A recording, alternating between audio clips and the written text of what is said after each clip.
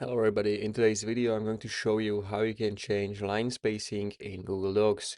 You can change spacing for the whole document, or you can just select the specific section you want to change, and then you have to hover your mouse over here on this icon which says line paragraph spacing. So click on it.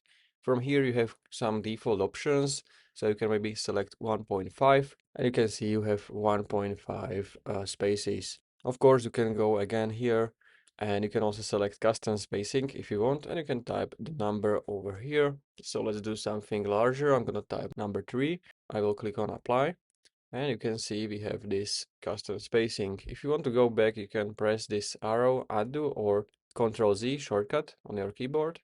And if you want to select everything, you just have to press Ctrl A or Command A if you are on Mac, if you want to select everything in your documents, and then you can do this spacing for everything. So you can do 1.15. And this is how you can basically change spacing in Google Docs. If you found this video helpful, consider subscribing for more tutorials like this one.